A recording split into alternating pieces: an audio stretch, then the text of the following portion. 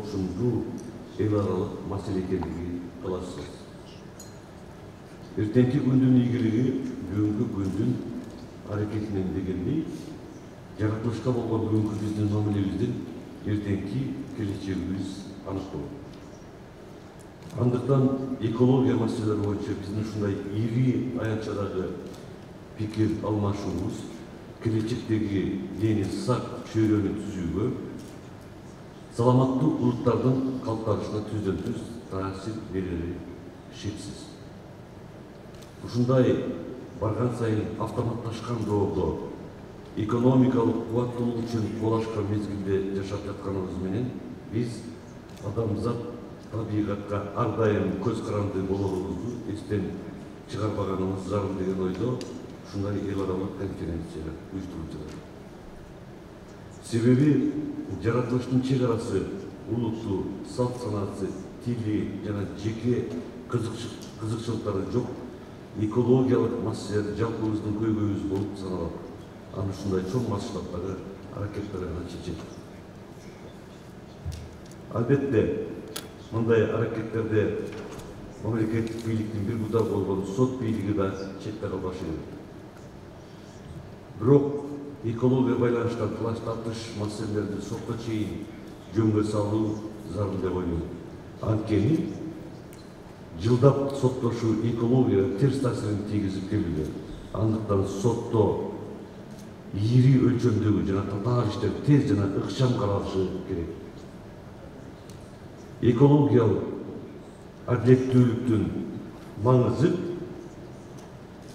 азыркы жана келечек муундар үчүн татыктуу жана бакубат жашоону камсыз кылуу үчүн экологиянын бузушуна каршы күрөшүү жана адилетсиздикти жоктугу болуп саналат.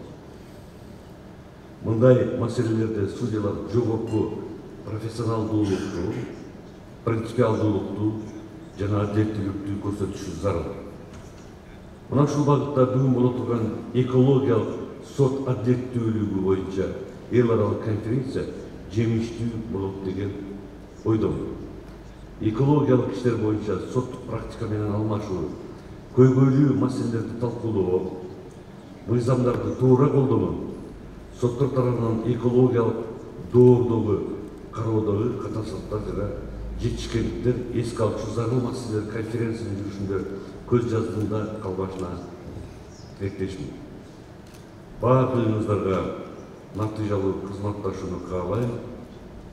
Күнүңүздөр ийгиликтүү өссүн. Ошону менен бирге жалпы конокторго жана катышууларга маанилүү иш-чарага атайын келип катышып жатканыңыз үчүн өзгөчө Бириккен Улуттар уюмунун өнүктүрүү программасына жана USAID-тын укук булагы долбооруна колдоо көрсөткөндүгү үчүн терең ыраазычылык билдирем. Сөзүмдү жыйынтыктап жатып, биз өзүбүздүн жаратылышыбызды урпактарыбызга көздүн карайгындей сактап берүүгө милдеттүү экенибизди дагы бир жолу эскертким келет. Ар бир адам жоопкерчиликти сезип, жаратылышты коргоону жана аны сактоону өзүнүн атоолдук милдети катары кабыл алышы керек. Ал эми глобалдуу экологиялык көйгөйлөрдү чечүүдө биздин мамлекеттердин тыгыз байланышта болушу кандай гана чоң масштабтагы маселе болбосун, аларды чечүүдө зор шарт түзүп берери шексиз. Бүгүнкү конференциянын алдына коюлган ушундай чоң максаттар ишке ашып, жыйынтыгы кубантарлык болоруна терең үмүт артайм.